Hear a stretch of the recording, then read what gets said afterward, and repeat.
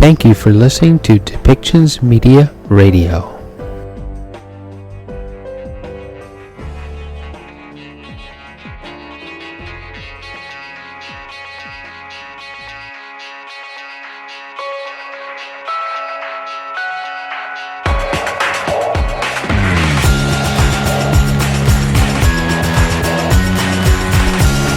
Welcome to Policy and Rights, the show about government policy and human rights.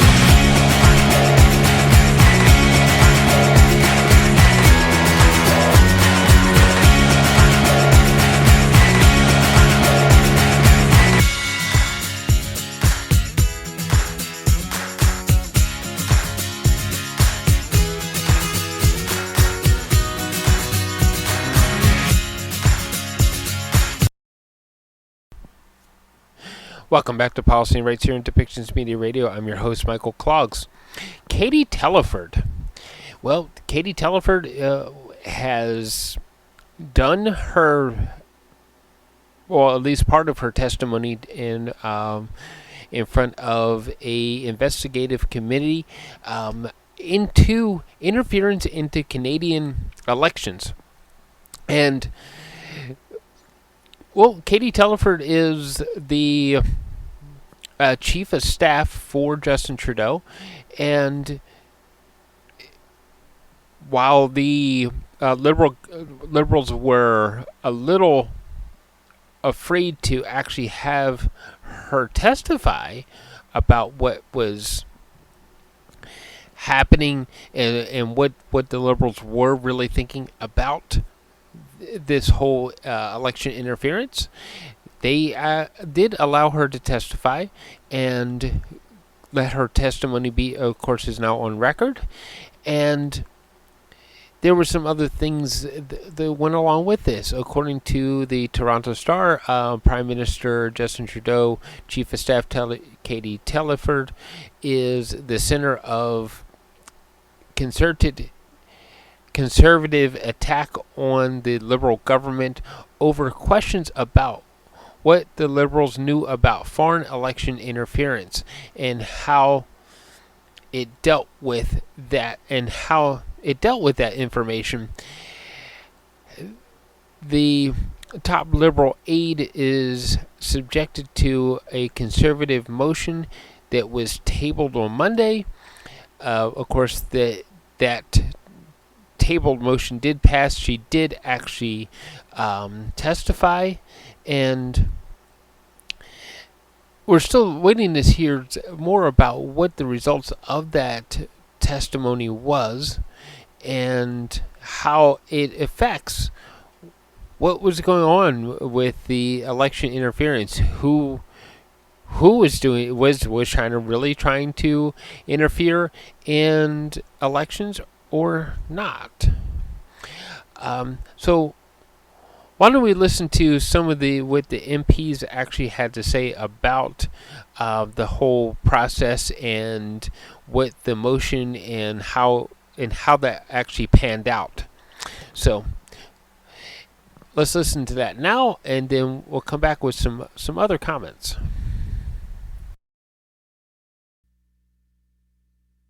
What happened with any discussions at all with the NDP about this confidence motion? The Prime Minister came out and said no confidence motion today. So were there discussions at all with the NDP on this? Look, I think yesterday I was asked to comment, and I said that discussions are ongoing. I really don't like it. I understand the tendency to want to jump to hypotheticals, and so that's the frame I'm speaking in. I don't like speaking about hypotheticals.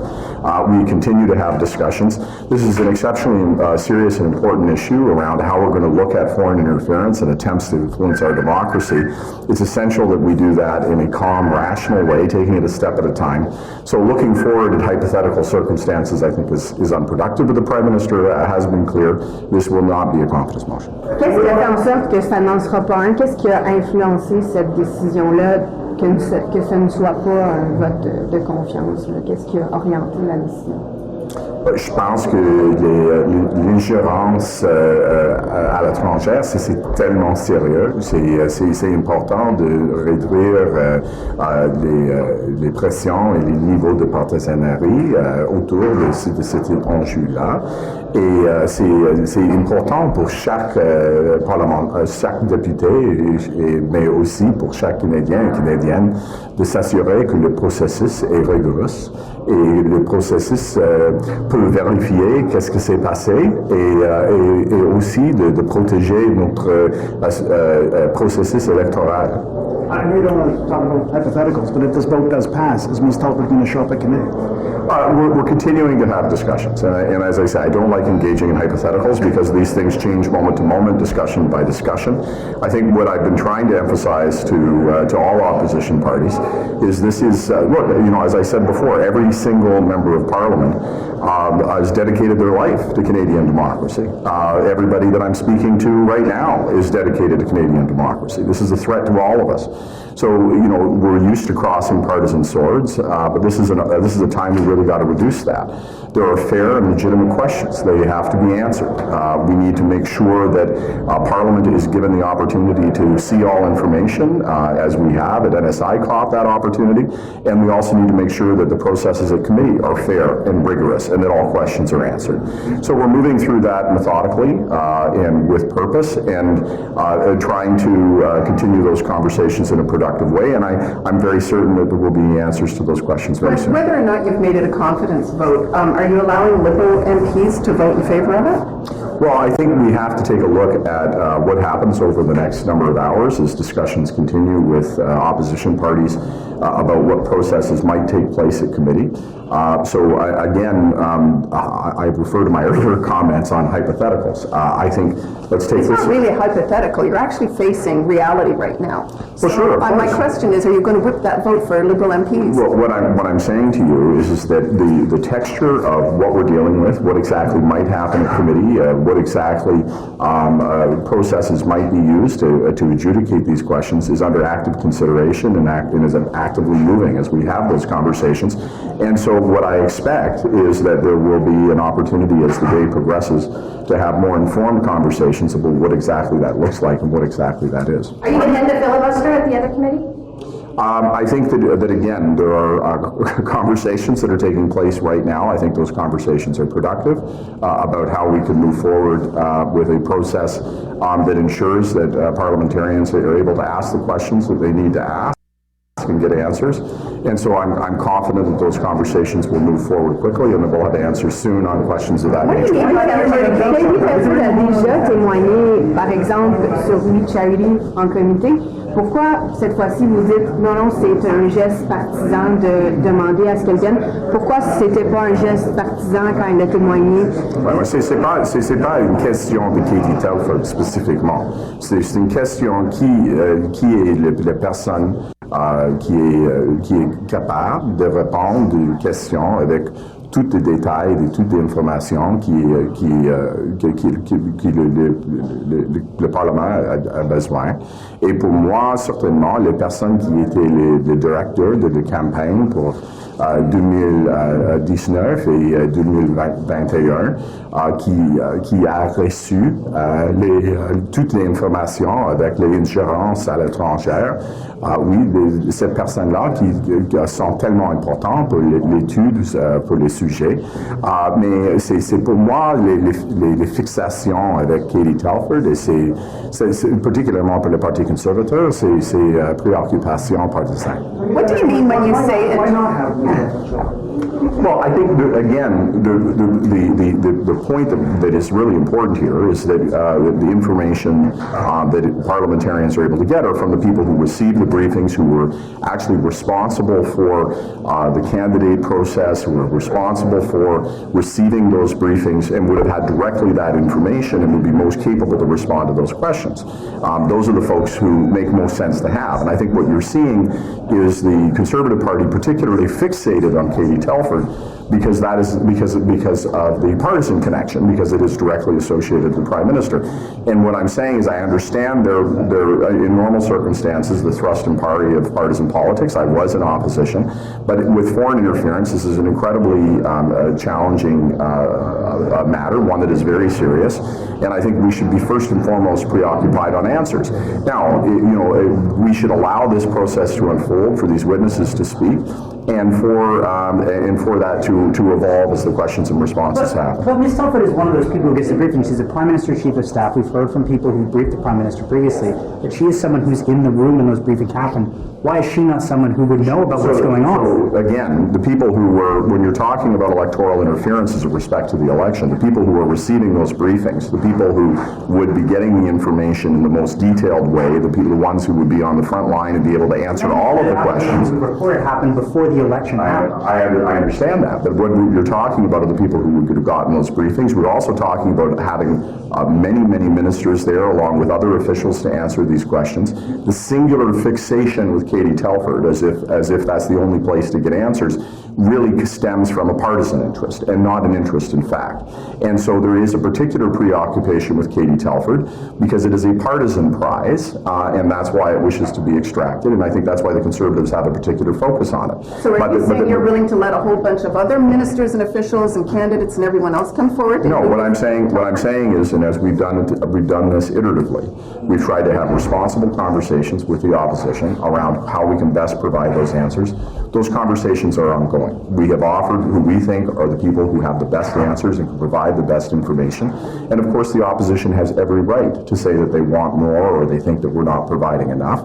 And we're going to continue to have those discussions, and that means that we'll have opportunities to work with the opposition and for this to evolve with time. We've provided an enormous number of people to appear before committee.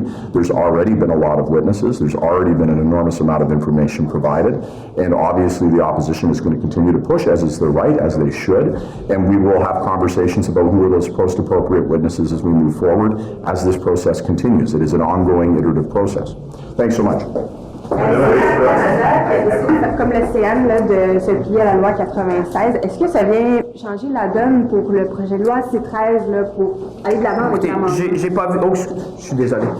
J'ai pas vu les dernières nouvelles, mais c'est une bonne chose parce que on veut qu'Air Canada, on veut que le CN, évidemment, le fait français, vous savez, ça a toujours été un enjeu. Hein, on le sait quand on voyage à travers le pays. Alors, tant mieux si je vois que ces deux sociétés-là. Mais comme je vous dis, j'ai été un peu occupé ces derniers jours. Vous m'avez vu un peu partout. J'ai pas vu les derniers développements. Mais si ce que vous dites est le cas, où Air Canada accepte de mettre de l'avant encore plus le fait français à travers ces opérations, ben, je pense que ça, c'est une bonne nouvelle pour tout le monde. En télécommunication, vous attendez-vous à ce que tous les grands télécoms, qui sont un peu votre responsabilité? Ben, écoutez, d'abord, c'est important de pouvoir servir la population dans les deux langues officielles. Alors, moi, je vois ça comme une nécessité. Vous savez, c'est pas juste seulement chez nous une nécessité commerciale, mais c'est aussi, ça fait partie, j'allais dire, de l'héritage canadien d'être capable de servir les citoyens dans les deux langues. Alors, pour ça, c'est une bonne chose. When are you going to find out how much we had to give Volkswagen?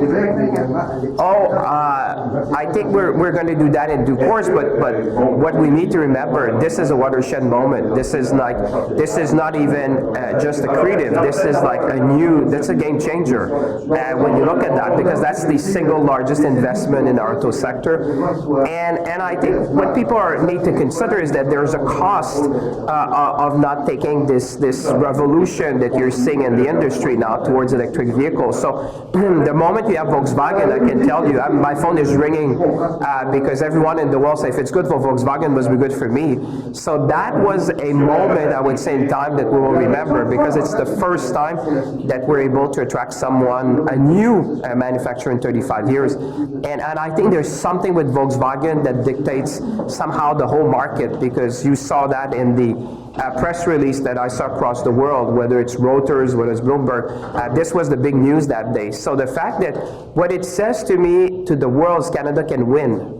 And as Canadians, we can win big. And at a time where obviously there's a lot of competition for these investments, for me, the message to Canadians is that when we are together, we can win big and put us at the forefront of the economy of the 21st century. So for me, I said this is a home run for Canada. It's a home run for the auto industry, and it's a home run for auto workers. Shouldn't it be interesting to know how much we Totally, put on the table? totally. And there should be no surprise. We said that in the fall economic statement that we would maintain the level playing field and that we would be selective. Sorry for that. I've been talking a lot to bring them in Canada.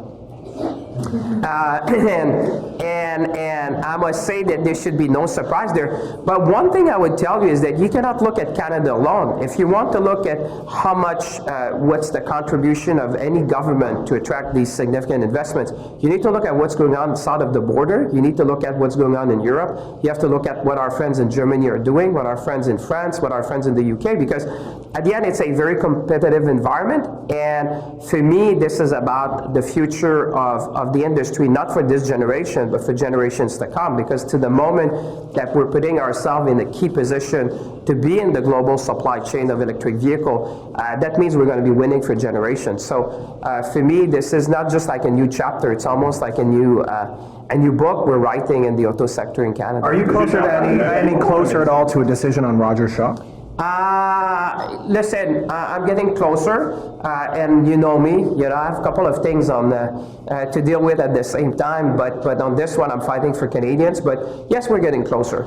Monsieur Champagne, est-ce qu'il pourrait y avoir un message pour les responsables américains qui vont être là cette semaine en termes de protectionnisme, parce que ça continue d'être une inquiétude, même si on est intégré dans la chaîne des véhicules électriques, mais il y a quand même des inquiétudes encore. Ça va être quoi leur message? Moi, je disais, c'est que, je le dis souvent à Washington, je l'ai dit à New York, c'est que si on regarde l'Inflation Reduction Act, si on regarde le CHIPS Act aux États-Unis, derrière ça, l'enjeu fondamental, c'est la résilience. Et je dis souvent à mes amis américains, pour que vous soyez résilients, le Canada doit faire partie de l'équation. C'est vrai dans le cadre des véhicules électriques, des batteries, parce que les minéraux critiques sont au nord de la frontière. C'est aussi vrai du côté des semi-conducteurs. Vous savez, j'ai lancé l'idée d'un corridor Bromont-Albany. Pourquoi? Parce que la plus grande usine d'assemblage et d'empaquetage, si vous voulez, des semi-conducteurs se trouve du côté de Bromont. Alors, mon message, c'est que la résilience nord-américaine, le Canada doit faire partie, évidemment, de cette discussion-là. Et je pense que c'est un message qui est entendu de plus en plus. On le voit, les collègues américains comprennent que ce qu'il faut faire, c'est ramener des industries en Amérique du Nord, c'est d'innover plus ensemble, fabriquer plus ensemble, vendre plus ensemble à travers le monde. Mais politiquement, ils n'ont pas grand-chose à gagner à faire ça, là, domestiquement. C'est que la résilience, moi, ce que je leur dis, c'est que le Canada doit faire partie de l'équation. Et vous avez vu récemment, il y a des compagnies qui décident de venir au nord de la frontière, certaines décident d'aller au sud, mais l'idée derrière ça, c'est que pour que les Américains soient résilients, prenez les minéraux critiques. Le Canada est le seul pays au monde, de l'Ouest du moins, à avoir tous les minéraux critiques. Prenez au niveau des semi-conducteurs, l'emballage et les tests se fait chez nous. Ça se fait chez nous. Alors, on n'a pas le choix de travailler ensemble s'ils veulent être résilients, parce que mon point à Washington, c'est toujours de dire pourquoi ça serait bien pour eux, mais je pense qu'il y a de plus en plus cette compréhension-là qu'une décision d'un côté de la frontière va avoir un impact des deux côtés. Et moi, je pense que ce qu'on peut développer ensemble, c'est cette résilience-là nord-américaine qui va permettre de créer des emplois, de la prospérité et certainement de la croissance des deux côtés de la frontière. So what message will the government be giving to the U.S. president this week on American protectionism on issues like Buy American? Well, I would say, I mean, the Prime Minister will certainly decide how he wants to address that, but my point is that, and I said that in Washington, I said that in New York, is that if you assume that the underlying principle behind the CHIPS Act and the IRA is resiliency, my message when I was in Washington was that for the United States to be resilient, Canada has to be part of the equation. Happens to be that critical minerals are north of the border. That Canada is the only country in the Western Hemisphere which has all the critical minerals. And the same thing when I was talking about semiconductor, that I think at this stage people have well understood this corridor we could have between Albany and Bromont, Quebec. The fact that our American friends have realized that the largest packaging and testing facility in North America happens to be in Canada. that just plays to the resiliency that we need to build together. So for me, resiliency on one side of the border has to have both sides needs to work together, and I think that's a great opportunity, and I think the IRA is a catalyst for us to do more together. Are there fears with the U.S. pumping so much money into a clean economy that as we look towards fiscal restraint in the upcoming budget, that we might not be able to put up the same amount of money that the U.S. is? We always said we would want to level playing field, but we'll have to be selective because we're Canada. The United States is probably the only country with a reserve currency who can go as far. But I think you see a response in Germany, you're seeing a response in the European Union, and I think we would be well advised to have our own response. And we said that in the fall economic statement because, those are a generational opportunity. And when I say to Canadians, there's a cost of inaction. If you want to make sure that we build an industrial base for the 21st century, there's always a role for government. But one thing is clear, and I've said that many times, we can never win on the money. We're Canada. We win because we have the talent. We win because we have the ecosystem. We win because we have the critical minerals. We win because we have renewable energy. We win because we have access to market. So that's the key thing. But I think you have other colleagues who you want to talk to. C'est quoi l'argument du Canada? Vous dites qu'on ne peut pas gagner en termes de puissance de dollar? Parce que clairement, on sera... Vous savez, on doit faire partie de l'équation, mais on joue avec des joueurs qui peuvent en mettre plus. Alors, on ne gagne jamais avec des subventions. Ce qu'on gagne, c'est avec le talent, l'énergie verte, les minéraux critiques, l'accès au marché et le fait que notre main-d'œuvre, ça soit une des plus qualifiées, certainement, dans les pays de l'OCDE. Mais je sais que vous avez des collègues qui attendent de vous parler, alors je vous souhaite une bonne journée. Bonjour, Monsieur Duclos. Monsieur Duclos, concernant le rappel des produits pour nourrissons Nestlé, qu'est-ce que votre ministère met en place présentement pour rassurer les parents? Il y a bien des Canadiens qui paniquent en ce moment. Oui, effectivement, il y a des gens qui sont inquiets. Je suis un parent, donc on sait très bien ce que ça représente lorsqu'on n'a pas accès à des produits essentiels pour nos enfants. Alors, il y a deux choses que l'on fait. La première, c'est qu'évidemment, on est en contact avec les acteurs majeurs de l'industrie, qui sont la plupart du temps à l'étranger, mais on est en contact avec eux quand même. Et la deuxième chose, c'est qu'on travaille avec d'autres acteurs qui sont moins connus, mais qui vont pouvoir fournir au cours des prochaines semaines une quantité plus importante de ces aliments importants pour les enfants. Les parents qui ne peuvent pas en trouver en ce moment, qu'est-ce que vous leur dites? Je veux dire, ils se battent pour en avoir sur les tablettes, l'approvisionnement ne se fait pas. Qu'est-ce qu'ils doivent faire, ces parents-là, aujourd'hui? Bien, tout d'abord, l'enjeu, là, c'est très clair, ce sont des enjeux de production industrielle. Il y a, entre autres, un enjeu, comme vous le savez, de sécurité de certains types d'aliments qui sont retirés présentement des tablettes et qui ne devraient pas créer d'inquiétude pour les parents. Le deuxième, c'est évidemment, dans les prochaines semaines, la rareté va continuer à être là. Donc, je rassure les gens, la quantité va augmenter au cours des prochaines semaines. Et ce qu'il faut faire aussi, c'est consommer de manière raisonnable, éviter d'acheter des quantités pour les prochains mois, en laisser sur les tablettes si on n'en a pas besoin pour les prochaines semaines, en garder pour les autres qui en ont besoin de manière plus urgente. Qu'est-ce qui se passe avec le comité sur les médicaments génériques? Il semble que la relation est un peu conflictuelle. Qu'est-ce qui se passe? Est-ce que vous avez des pressions de l'industrie pharmaceutique? Qu'est-ce qui arrive avec ça? La chose la plus importante qui se passe, c'est qu'au Canada, on a présentement, et ça dure depuis déjà trop d'années, des prix qui sont trop élevés par rapport aux pays comparables à travers le monde. L'engagement qu'on a pris il y a déjà quelques mois, c'est de réduire ces prix des médicaments brevetés à des niveaux qui sont davantage comparables en changeant le panier de pays auxquels on se compare, en excluant les deux pays où les prix sont les plus élevés au monde, la Suisse et les États-Unis, et en incluant dans un nouveau panier de pays, des pays qui sont davantage... Est-ce que vous êtes réceptif? Pourquoi ça ne bouge pas? Ça bouge parce que le règlement est entré en vigueur le 1er juillet. Ce que le Conseil d'examen des prix doit faire présentement, c'est d'écrire des directives pour que ces règlements puissent s'appliquer le plus rapidement possible et le plus efficacement possible. Mais pourquoi ça ne peut pas aller plus vite que ça? Puis, on semble indiquer qu'il y a une résistance de votre part d'aller de l'avant. Est-ce que c'est le cas? Il y a beaucoup de gens qui ont décidé aussi. En fait, non seulement il n'y a pas de résistance de ma part, mais en plus, il y a un objectif très clair du gouvernement canadien depuis déjà plusieurs années, qui est que le niveau des prix de ces médicaments brevetés est inacceptablement élevé au pays. Donc, il faut réduire ces prix des médicaments. C'est la première fois depuis de très nombreuses années qu'un règlement processus est mis en place, donc ça a été fait le 1er juillet.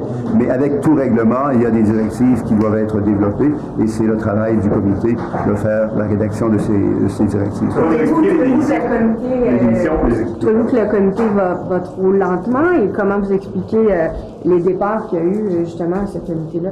Bien, ce qu'on entend au sein du comité, qui est en passant un organisme indépendant de toute pression politique, ce qu'on entend, c'est qu'il y a eu des discussions et des dissensions à la fin de l'automne dernier. Certains membres voulaient aller plus vite sur la base pour rédiger ces directives. D'autres membres voulaient qu'on prenne un peu plus de temps pour bien les rédiger, pour faire en sorte que ces directives soient des directives adaptées à la mise en place efficace et rapide des règlements mis en place le 1er juillet dernier.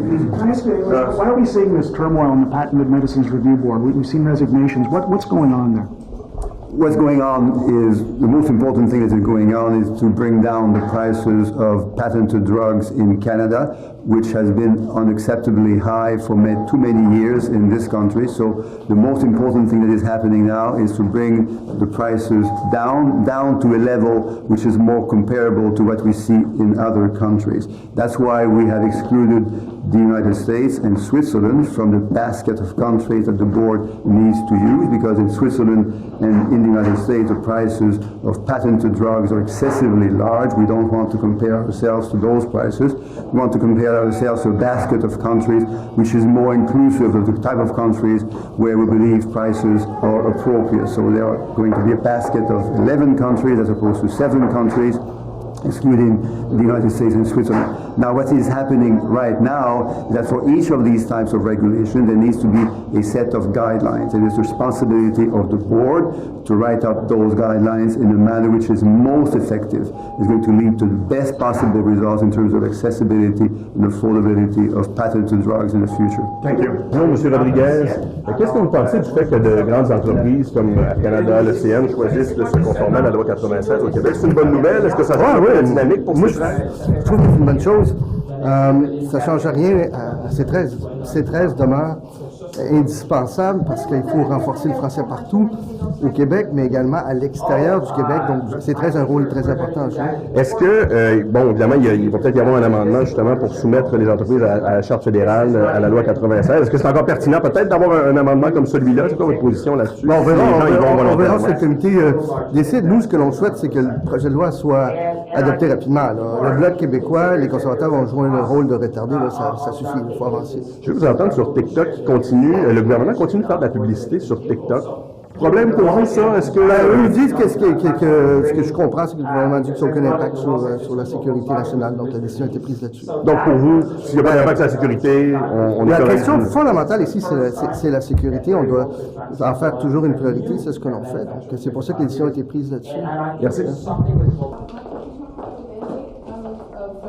And whether or not it's going to be limited to election campaigns, or will it include nomination processes, and will it be limited in any other way to China government interference or other government? I'm not the best person to speak to that, so I... Well, you're the minister actually kind of involved in all of this, are you not? No, I would say that, look, the terms of reference will be issued later today. It's important that Mr. Johnson has the opportunity to look into every aspect of this and to be able to make full and complete recommendations on where we go from here and what was done. And so the terms of reference to that will be announced and forthcoming. And so allowing Katie Telford to go to the procedural committee, what does that do to the Conservatives' motion in your view in terms of them trying to get her before the other committee? Well, I think it renders it moot. The request was made, and this is a conversation that we had earlier today, that we are attempting to work with opposition parties to ensure that they get the opportunity to pose the questions that they want to ask. It's important that Parliament work, and so she'll be appearing before the Procedure and House Affairs Committee for 2 hours. Why do you prefer that committee over the other? Well, it's not a function of preference. This was before the Procedure and House Affairs Committee that was being actively discussed at that committee. That's where the work was being done. and that is where the motion was passed today. The Conservative motion in the House, however, was calling for a lot more than just Katie Telford to testify. Are you still willing to send the campaign directors and the others that you had agreed to send before? That's correct. The campaign directors for 2019 and 2021 we've made the offer, and they will be appearing before committee, and there'll be the opportunity to have discussion. And to clarify, that's the national campaign directors, not local campaign directors in any ridings? Would you be willing to let any riding campaign directors riding officials? I think we take this a step at a time. The national campaign directors are going to be appearing. There's going to be an opportunity to ask them questions. Ms. Telford will be appearing. There'll be many ministers appearing, many other witnesses, and I think the committee should take this a step at a time, ask the questions, and get the information that they need. Should the government have just agreed to let Ms. Telford appear 3 weeks ago instead of going through this last 3 weeks of chaos?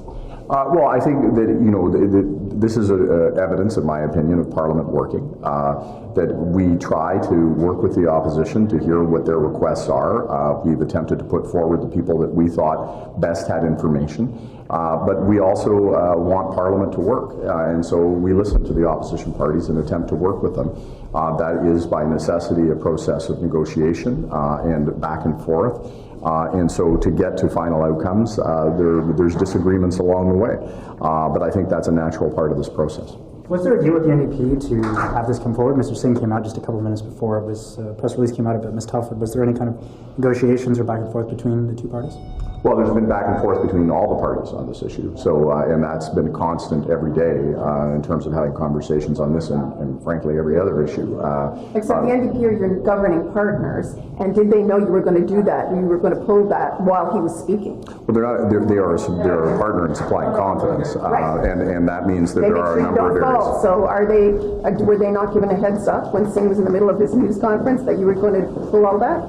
Well, look, I mean, what we've done on this and every other issue is have conversations about what's before Parliament. Those have been active. They were going on late last night with all the parties. They go on today. That's what I've been saying throughout this process, is that this is, we have to take it a step at a time, that the information changes. It's why I was refusing to engage in hypotheticals, because there are these conversations yield changes, and those changes obviously change the type of hypothetical questions you'd be asking me. About 2 hours ago, you said Ms. Telford testifying to me would be a partisan prize for the Conservatives. Now she's voluntarily agreed to go. What's changed since you just spoke to us? Well, I refer back to the comments I made when you were asking the questions a couple of hours ago, which is our objective is to make Parliament work. Our objective is to work with the opposition parties to provide them with the opportunity to ask the questions they want to ask. I have stated before, and I'll state again, that the people most in the position to answer those questions were the people who were the national campaign directors in 2021 and 2019. But our objective is for Parliament to work. And in order for Parliament to work, we have to talk and listen to opposition parties, and that's a negotiated process. But if you were listening to opposition parties, which I know your colleagues were doing, you knew that the NDP, the Conservatives in the bloc, all wanted Ms. Telford to testify, and instead the Liberals filibustered for 20 hours. Is that actually having Parliament work? Absolutely. I think that as we have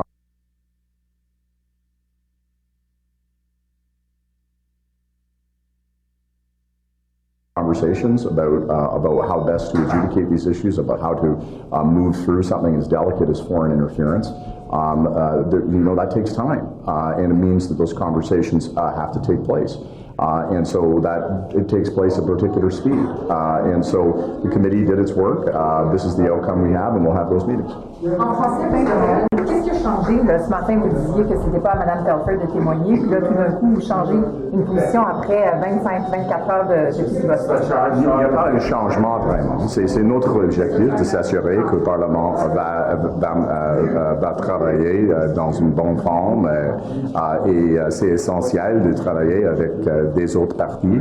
Et pour moi, c'est principalement, c'est essentiel de s'assurer que les personnes avec de bonnes informations peuvent agir comme un témoin au comité. Ça, c'est les personnes qui étaient responsables pour les campagnes en 2019 et 2021.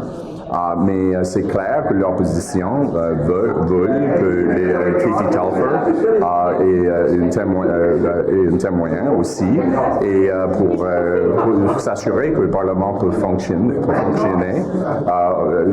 Katie Telford va parler au comité. Est-ce que M. Trudeau et M. Singh se sont parlé de ça spécifiquement hier soir ou ce matin avant que Mme Telford, que le statement soit publié? Je ne suis pas certain, mais je peux dire que chaque jour, chaque moment, je parle avec mon homologue dans des autres partis, et la situation change beaucoup avec les conversations là. Et ça, c'est tout le temps le cas avec les négociations avec les autres partis. C'est tout le temps une négociation. Est-ce que si le NPD avait voté en faveur de la motion cet après-midi, est-ce que ça aurait menacé l'entente entre le Parti libéral et le NPD? C'est une situation hypothétique. C'est clair que notre entente avec le NPD fonctionne bien, et on va continuer avec ça, avec les priorités pour les Canadiens et les Canadiennes.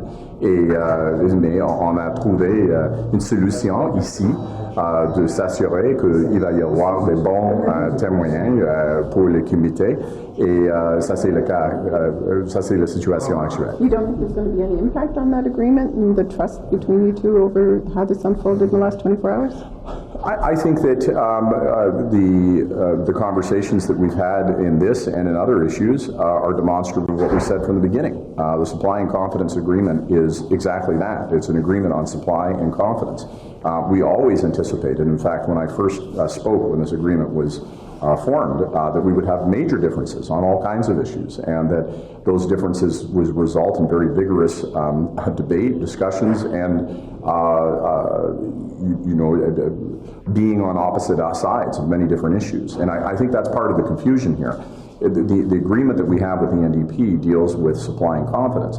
There's a universe, an enormous universe of things that aren't encapsulated or envisioned in that. And that means that we constantly have to be, dealing with what is the normal thrust and party of two parties that are adversaries and have different opinions. But I do say, because I go back to first principles, which was in the supply and confidence agreement, we made really important commitments to improve the lives of Canadians, to make investments in lifting Canadians up, and those are moving well. We've had huge progress. I can talk about obviously dental and rental and what we did with the GST doubling, but there's a lot more still to be done, and there's still going to be a lot of disagreeing to be done as well. Okay, thank you. Thanks so much. Expliquez-vous cette décision, ce changement de décision de faire témoigner Mme Telford maintenant devant le comité? Qu'est-ce qui a motivé cette décision-là? Nous avons été, depuis le début de cette conversation, et ce n'est pas depuis quelques mois, c'est depuis plusieurs années, nous avons été transparents, nous avons voulu démontrer aux Canadiens que nous avons mis sur pied une série de mesures qui ont évolué au fil des dernières années. Il n'y a pas de doute qu'il y a des inquiétudes importantes chez plusieurs Canadiens quant à la capacité de nos institutions.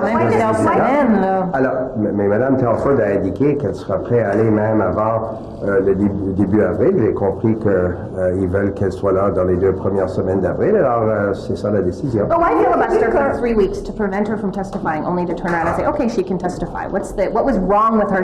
Why did you not want her to testify for the last 3 weeks, and what's changed this morning? So, again, we've had before the Procedure and House Affairs Committee a number of officials, a number of ministers who've gone over a number of weeks to talk about what our government has done for many years to build up the capacity of Canadian democratic institutions to resist attempts at foreign interference from China, but from other countries as well.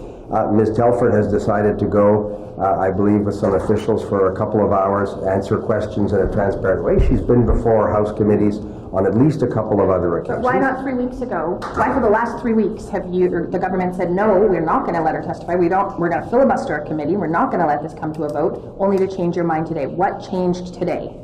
Well, what changed for us is the idea that Canadians need to see that our government has, over 7 or 8 years, taken a series of measures, incrementally improved them election after election.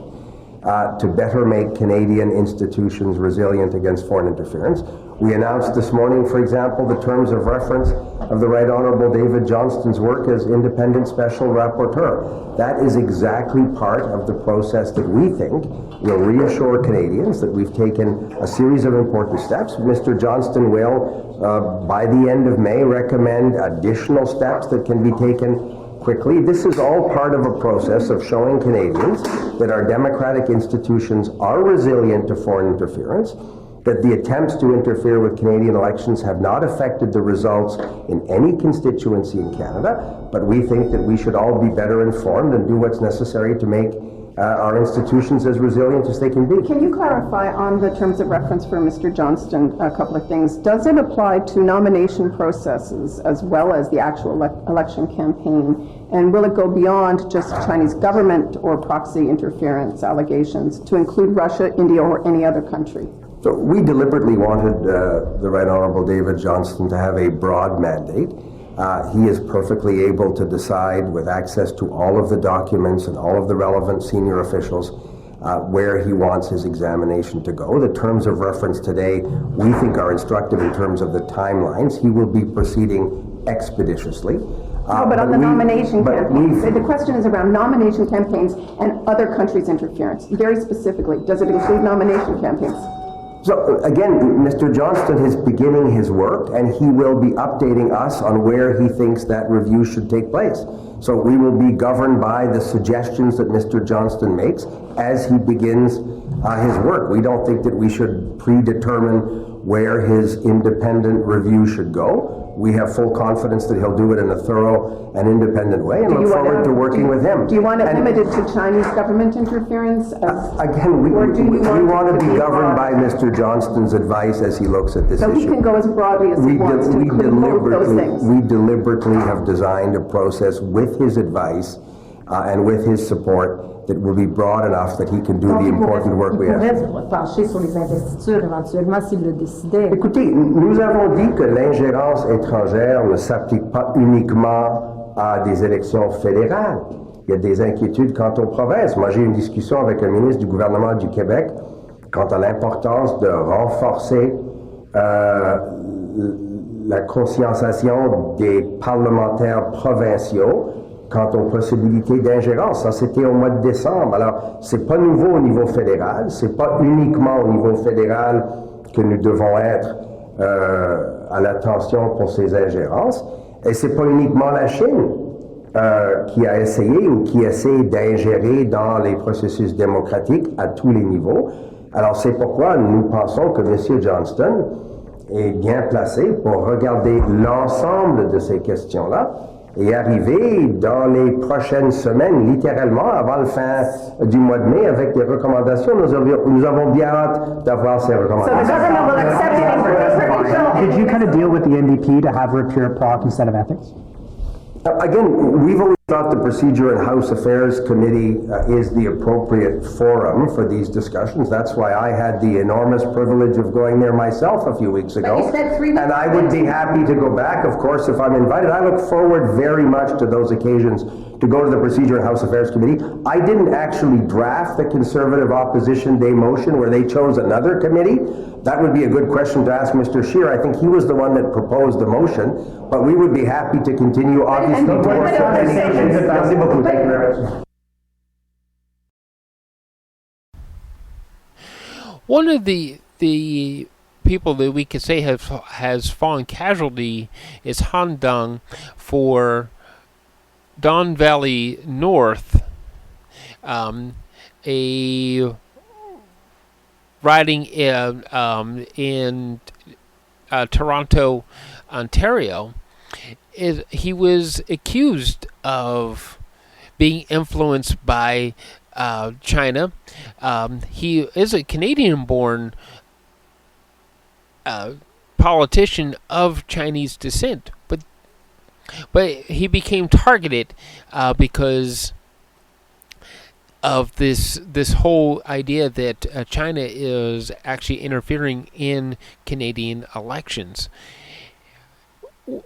the question we have to ask is, who has something to gain with this? Yes, China does actually have something to gain in actually interfering in Canadian elections, but we also have to ask ourselves, who else could have a gain in announcing that China is interfering in Canadian elections?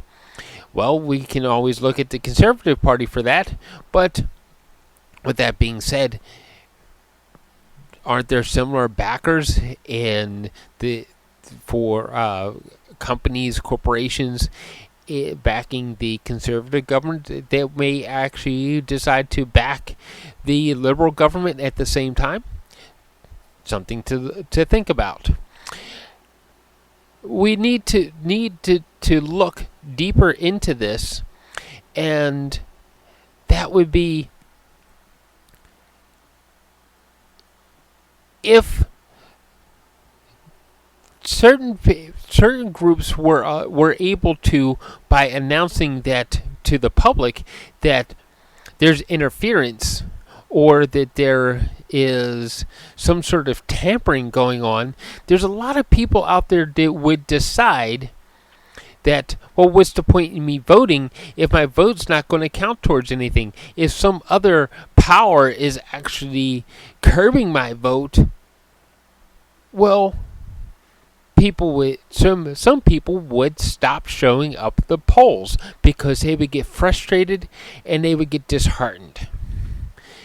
That could be what the real endpoint to this whole election tampering scandal is to simply stop some people from going out to vote so that the vote can be controlled by somebody that could be very well sitting right here in Canada.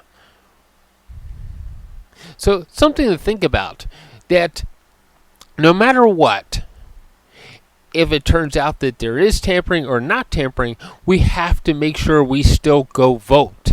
We can't get frustrated by these things that are being said, because in Vancouver, BC, the new mayor of Vancouver, BC was also questioned in the idea that, did China have some sort of influence into Ken Sim's election into Vancouver?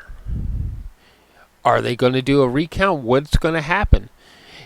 So we can't allow these sort of things to stop us from voting. We have to keep going out there. We have to have confidence that our vote is going to count and that our vote is actually going to make a difference.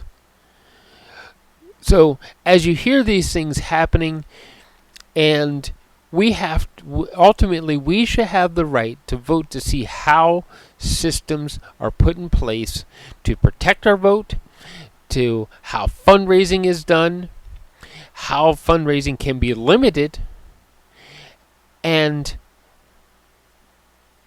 that we will always be able to maintain that right to vote. That is the ultimate way that in a democracy that we voice our opinion about what our government is doing. Thank you for listening to Policy and Race here on Depictions Media Radio. I've been your host, Michael Clogs. Please do click on that subscribe button wherever you see it so you can get continued updates, information, and the inspiration to go vote. Thanks, everybody.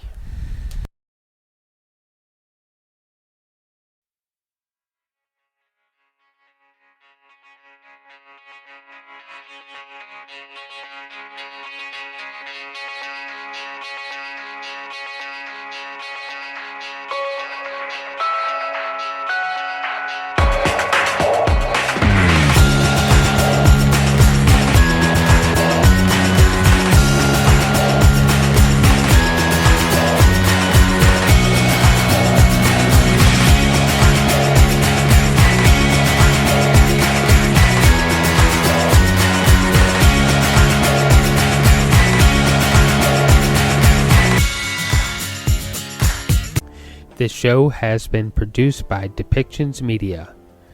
please contact us at depictions.media for more information.